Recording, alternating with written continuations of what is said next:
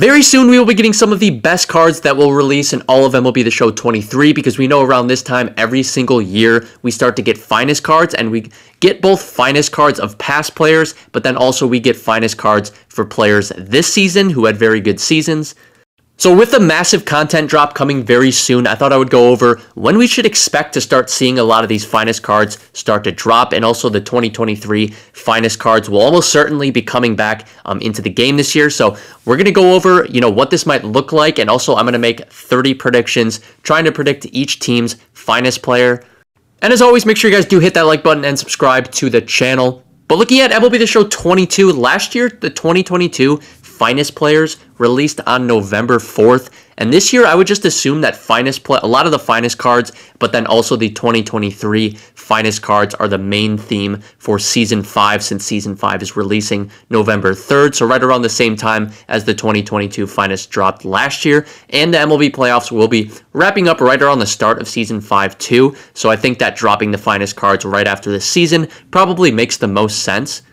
So last year we got a total of 45 2022 finest players, and we know that typically each year every team gets a finest players, but then also on top of that there were some 2022 finest players added to a collection here that I'm showing you guys, and then there were more ways to earn 2022 finest players throughout the game, such as through events and other ways to earn them like that. That's how we got to the total of 45, because there are just 30 teams. So as far as this year for 2023 finest players, it's hard to know what the exact format's going to be, but I would predict that we will see more than just the 30 2023 finest players, similar to what we saw last year with the 45, because I could see them dropping more even in like packs this year, just because they have been they've loved dropping packs. So, that I can definitely see. And I would assume we will get a big finest program of some kind too. This would probably either be a big program centered around the 2023 finest players, or it could be a way of grinding for some of the normal finest players, finest cards of past players.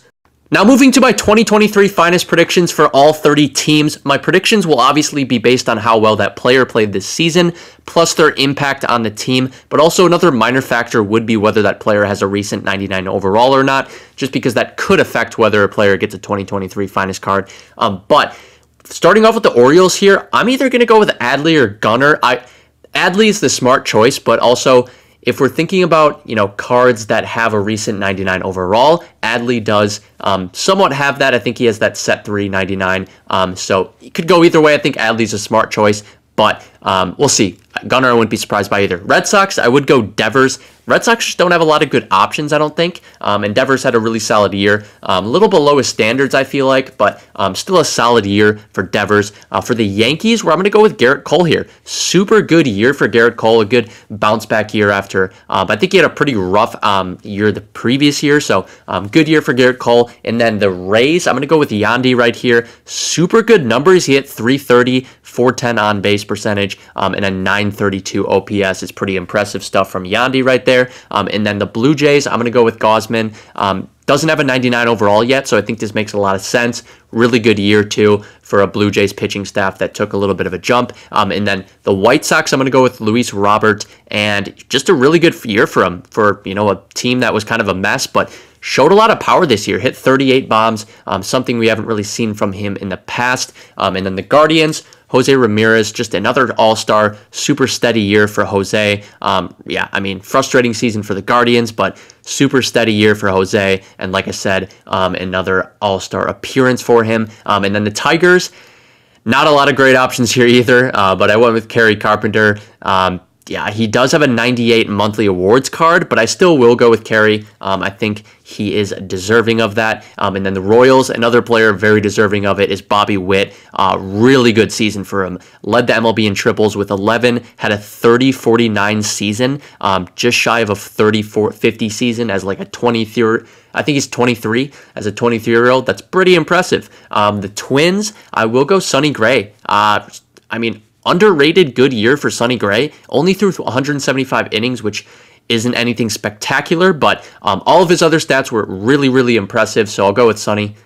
For the Astros, I'll go Kyle Tucker. Had a crazy good year. OPS of 886, OPS plus of 142. Also had 112 RBIs, which was third in the entire MLB. So impressive stuff there. And then for the Angels, I think I have to go Ohtani. The dude was having an all-time great season before his just unfortunate injury, a couple months before the season ended. And we didn't get a set 4 99 Ohtani, so I think we're due for a set 5 99 overall for him, and that one would be it. For the Athletics, I don't know, I honestly don't really know who to go for the Athletics right here, so I'm just going to go with Rooker here because he was an all-star and he hit 30 home runs, so I think he was just one of the few bright spots for the A's this year, and I don't know, I feel like they might think of the 30 home runs and give it to him for that reason. We'll see though. But Mariners, might be controversial because J-Rod, is probably the smart choice, but he has that set for 99 overall already. So I might actually go with Castillo here. Super reliable this season, career high in starts. So Mariners fans, you can correct me if I'm wrong right there, but I'm gonna go with Castillo. As far as the Rangers, I will go with Seager. The dude had a fantastic season. Over a 1 OPS for him, 170 OPS plus, and his only 99 overall has been that core collection card, which was a couple months ago. So I think he's due for one. I'll go Seager right there. And then as far as the Braves, it's either Acuna or Olsen. I mean, Acuna, both had set 3 99 overalls though, but Acuna, if he wins the MVP and gets a card for that, then I think they could give it to Olsen. You could also see Strider get it too.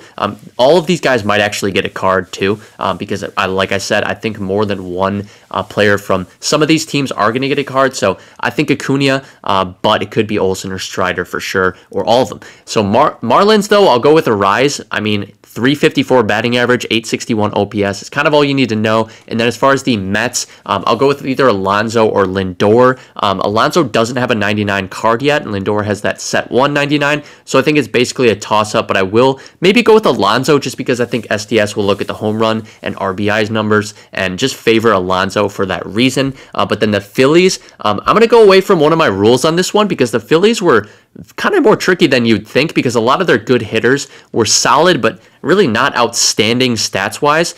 So with that being said, I will pick Zach Wheeler here. And, he did just get a 99 overall card. So I'm going away from my logic a little bit on that front, but higher ERA, compared to previous years, but just a really good year otherwise. Solid numbers for him. The Nationals, I will go with Lane Thomas. Not many great options, but Thomas did have a very good year. His best card right now is a 96, so I think deserves one. And then the Cubs, I think it has to be Bellinger.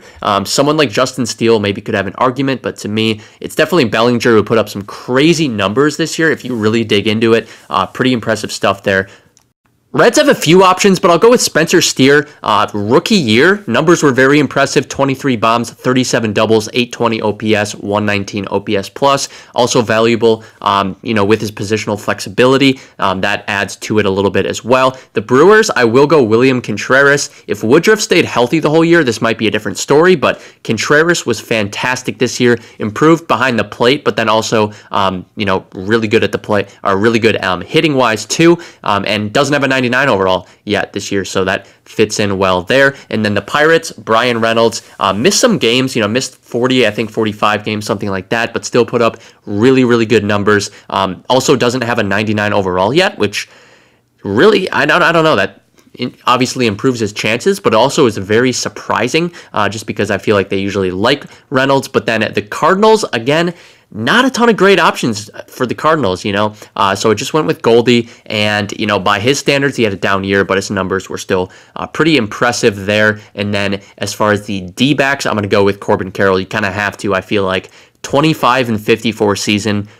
I mean, again, that's kind of all you need to know about him. Really good year for Carroll. And then the Rockies, I'll go Nolan Jones. Super good year. Only played in 106 games, but 20 home runs, OPS of 931, OPS plus of 138. So in that limited time, he was one of the few bright spots for the Rockies. Tore it up in his limited time there. But then the Dodgers, I will go Mookie. And yes, he did get that crazy good set 4 card already, but Mookie's a top 2 MVP candidate, so I'm not sure just how you can't choose him for a 2023 finest card. The Padres, I will go Blake Snell. Just an unbelievable year for him and a Cy Young candidate. I think he's the obvious choice for the Padres. And then the Giants, I will go Logan Webb. 216 innings pitched for him, which is crazy. And then, still put up ridiculously good numbers.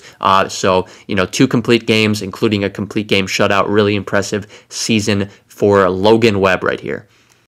So those are my 30 predictions for the 30 2023 finest cards that I think we'll see, but hopefully we see even more. I think we will. Last year, like I said, we saw 45, so hopefully we get a similar number. But let me know who else you guys think might get a 2023 finest cards. I'm looking forward to Season 5 for sure and finest cards dropping. Let me know which cards you guys are looking forward to.